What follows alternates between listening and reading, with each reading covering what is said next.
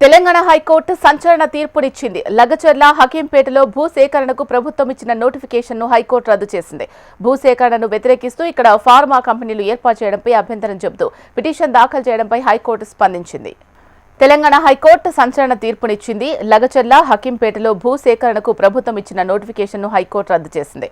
భూసేకరణను వ్యతిరేకిస్తూ ఇక్కడ ఫార్మా కంపెనీలు ఏర్పాటు చేయడంపై అభ్యంతరం చెబుతూ పిటిషన్ దాఖలు చేయడంపై హైకోర్టు స్పందించింది. దీనికి సంబంధించి మరిన్ని అప్డేట్స్ మా ప్రతినిధి హైదరాబాద్ బ్యూరో చీఫ్ రమణ అందిస్తారు. రమణ, చెప్పండి.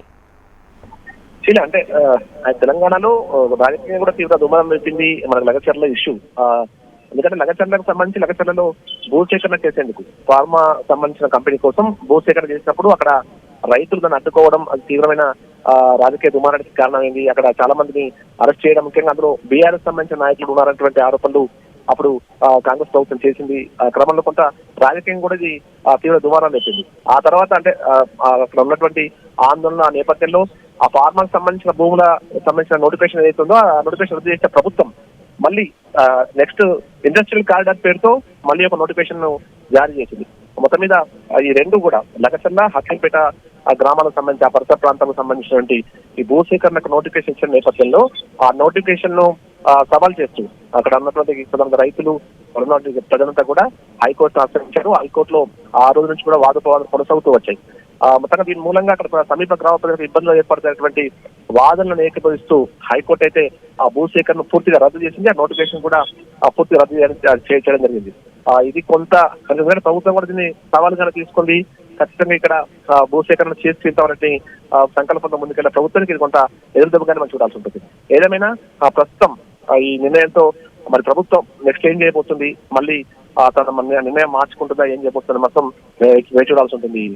ఏదేమైనా ప్రస్తుతం అయితే హైకోర్టు తీర్పుతో ఆ రెండు గ్రామాల ప్రజలు మాత్రం హ్యాపీగా అంటే సంతోషాన్ని వ్యక్తం చేస్తున్నారు. శిలా, మరి దీనికి సంబంధించి ప్రభుత్వం రియాక్షన్ ఏ విధంగా ఉంది? ఎందుకంటే అక్కడ ఫార్మా కంపెనీ ఏర్పాటు చేయాలనే ఉద్దేశంతో అక్కడ భూసేకరణ చేయాలి అనుకుంది, కానీ ఇప్పుడు హైకోర్టు మాత్రం దీనికి సంబంధించి స్టే ఇచ్చిన నేపథ్యంలో ఎటువంటి రియాక్షన్ ఉంది? మరి అంటే ఎప్పుడైతే ఫార్మాకి సంబంధించి ఇష్యూ అంటే ఫార్మా కోసం ఫార్మాసిటీ కోసం అక్కడ ఫార్మా కంపెనీ కోసం నోటిఫికేషన్ ఇచ్చే సందర్భంలో అక్కడ కేవలం రాజకీయంగా కొంతమంది వ్యక్తులే అక్కడ ఈ ఆందోళనను కృత్రిమంగా కొనసాగించు వచ్చారనేటువంటి ఆరోపణే అప్పుడు అక్కడ ఉన్న ప్రభుత్వ పెద్దలు కూడా చేస్తూ వచ్చారు.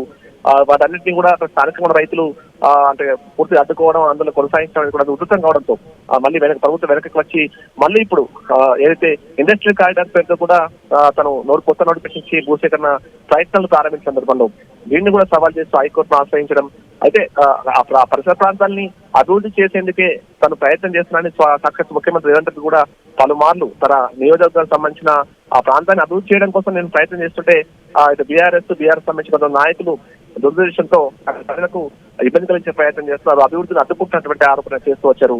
మరి ఇప్పుడు ఈ నోటిఫికేషన్ రద్దుతో ప్రభుత్వం ఏం చేయబోతుంది అంటే ప్రభుత్వం సంబంధించి సమావేశాలు చేసి తర్వాత నిర్ణయం తీసుకునే అవకాశం కనిపిస్తుంది. ఏదేమైనా రాజకీయంగా తీవ్ర దుమారం ఈ కేసుకు సంబంధించి మాత్రం బీఆర్ఎస్ మాత్రం తమ విజయంగా చూస్తూ వస్తున్నాయి. ఎందుకంటే తమ చేసిన ఆందోళనకు ఒక రిజల్ట్ వచ్చినట్టుగానే మరి భావిస్తూ వచ్చారు. మరి ఇది పొలిటికల్ గా కూడా కొంచెం ఎదురుదెబ్బ కాబట్టి మరి కాంగ్రెస్ సంబంధించి ఇప్పుడు ప్రభుత్వం ఎలాంటి నిర్ణయంతో ముందుకెళ్ళబోతుందో చూడాల్సి ఉంటుంది. Right, thank you Ramana.